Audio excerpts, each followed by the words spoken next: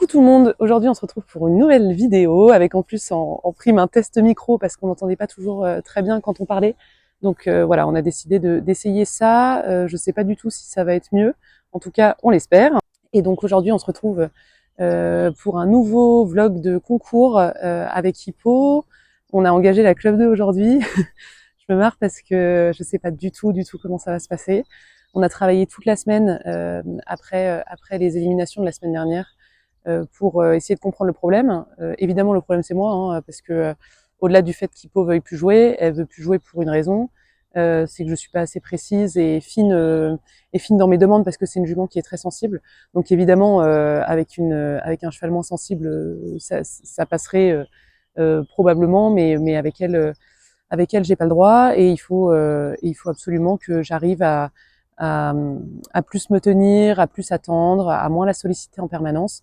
Donc ça va être le but du jeu aujourd'hui, d'attendre le plus possible et de la laisser faire en fait, de la laisser gérer parce que ce qui est certain, c'est qu'elle est meilleure que moi à l'obstacle. Il faut juste que je la laisse me montrer comment faire et pas l'inverse. Donc voilà, c'est vraiment pas facile de cet exercice parce que moi j'ai toujours tendance à assister mes chevaux et là aujourd'hui elle m'a bien dit que c'était plus possible ce mode de fonctionnement. Donc on réessaye aujourd'hui en la laissant faire et voilà, moi je vais essayer de mieux monter encore une fois. C'est pas évident hein, parce que après 25 ans d'équitation, je continue toujours à me décevoir en concours. Donc c'est ça finalement le plus dur à gérer. Et d'ailleurs avec Yunae, on voulait vous faire pas mal de contenu sur la gestion de l'échec et sur l'anxiété, la peur à cheval, parce que moi j'ai eu pas mal de soucis ces derniers temps à ce niveau-là. J'avais pas peur quand j'étais plus jeune et plus je vieillis et plus j'ai peur des obstacles, notamment des barres qui montent. Donc voilà, on avait plein de choses éventuellement à vous dire sur ces vastes sujets de l'ingratitude qu'est l'équitation finalement, parce que le retour sur investissement est parfois médiocre, disons. Mais donc voilà, on avait pas mal de trucs à vous dire. J'en profite pour vous parler parce que comme je suis hyper stressée aujourd'hui, ça va me détendre un peu de vous raconter ma vie. Autre chose d'ailleurs, merci beaucoup parce qu'on a des super retours sur les autres vidéos. Merci pour vos commentaires, merci même pour vos conseils. Ce qu'il faut savoir, c'est qu'on est encadré, mais bon, nous, ça nous embête pas du tout hein, d'avoir des gens qui nous donnent des conseils. C'est pas un problème du tout. Donc merci pour votre enthousiasme sous nos vidéos. Et voilà, et on se retrouve tout à l'heure. La routine, on voit ici une amélioration parce que je suis dans le bon axe. Donc bon, ça va mieux se passer que d'habitude, je pense. T'es prête? Là, on fait juste une petite liberté pour nous mettre dedans avant d'y aller. Petit instant brooding avant d'y aller.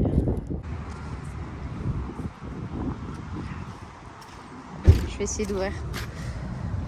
Super, c'était facile. Bonjour. Super bangle. Il te faudrait des bottes bleu marine.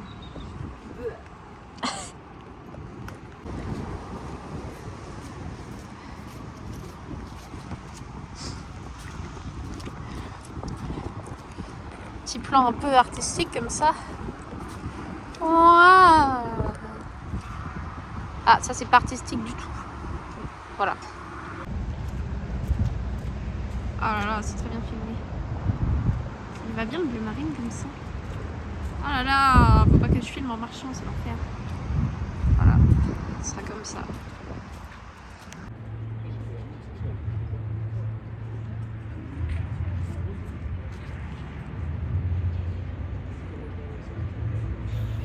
Le débrief global va arriver après, mais donc on se retrouve là aujourd'hui à la détente.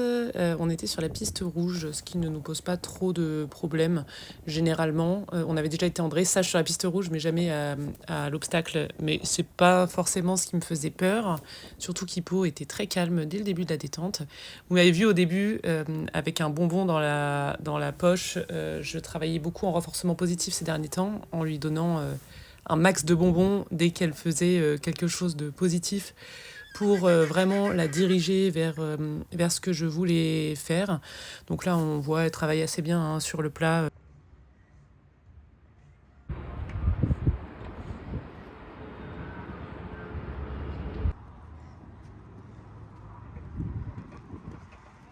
Super. Je suis vraiment très proche de l'obstacle.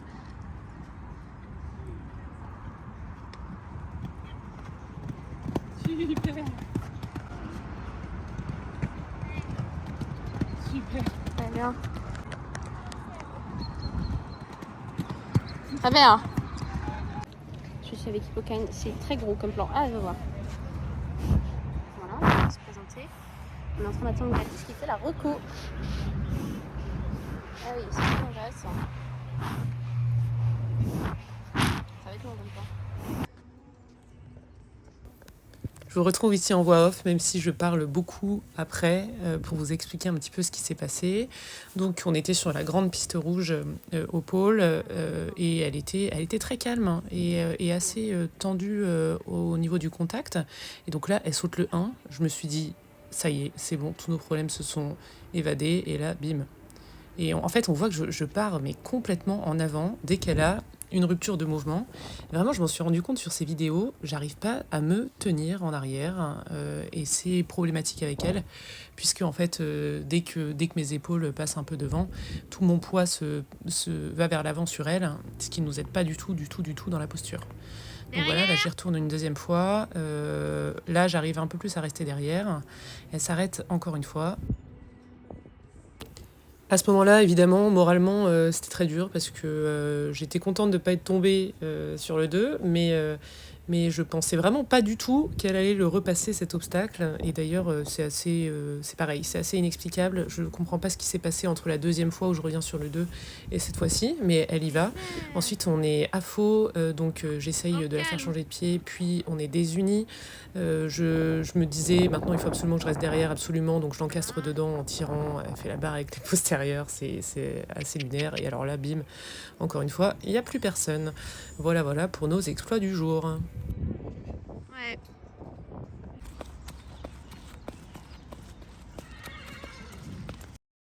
Coucou tout le monde, on se retrouve pour le débrief après les images que vous avez vues de mon tour assez cata.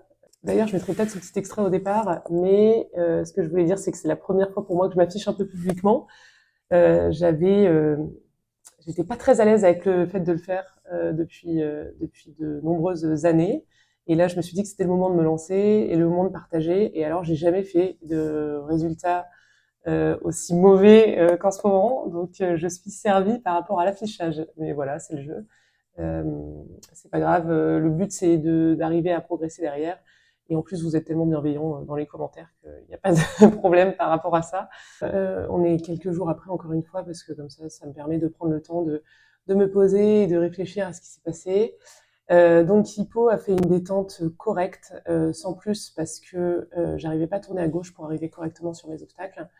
Mais elle ne s'est pas arrêtée du tout à la détente. On avait travaillé toute la semaine avec Swan en cours particulier pour essayer de trouver des solutions et pour repartir assez vite après ce qui s'était passé la semaine dernière, parce que c'est toujours plus dur de repartir quelques semaines après et de rester sur une frayeur, disons.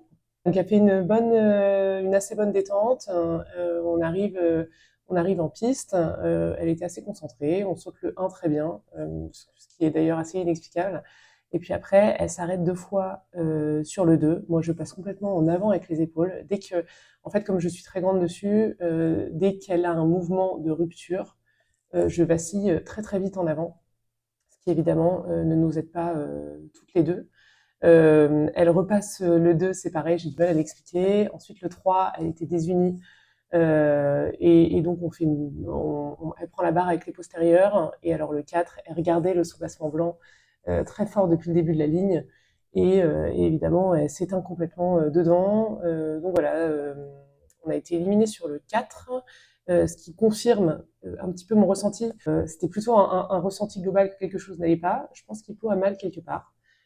Donc l'année dernière, quand on avait fait des tests vétérinaires, enfin je l'avais emmené en clinique, pardon, pour savoir ce qui allait pas, parce qu'elle avait déjà un comportement qui montrait des signes de douleur l'année dernière. Et donc, on avait fait pas mal de checks, notamment au niveau du dos, et elle avait des radios impeccables au niveau du dos, donc c'était pas forcément une douleur du dos. Et le vétérinaire à l'époque nous avait dit ce qu'on peut faire, c'est envisager 6 mois d'arrêt et ça lui permet de respirer, de descendre complètement en pression et de recommencer dans 6 mois sur de meilleures bases. Et donc il y a 6 mois, on avait recommencé le travail. En effet, c'était déjà beaucoup plus calme, mais il y avait toujours des réactions de douleur, notamment elle avait tendance à toujours lancer un postérieur quand on tournait, à se braquer très fort. Et donc, j'avais rappelé le vétérinaire qui était passé faire des échographies ovariennes. Et en effet, il y avait quelque chose au niveau des ovaires. Elle a un système reproducteur très très développé, ce qui fait qu'elle est toujours en chaleur, ce qui lui provoquait des douleurs aux ovaires. On a traité le problème pendant l'hiver et depuis, elle n'a jamais remis un seul coup de postérieur. Elle n'est plus en train de ruer en permanence sous la selle. Donc ça, je pense qu'on a bien fait de commencer par ce problème-ci. En revanche, ce qui est sûr, c'est qu'elle a c'est pas normal de pas réussir à tourner à gauche comme ça.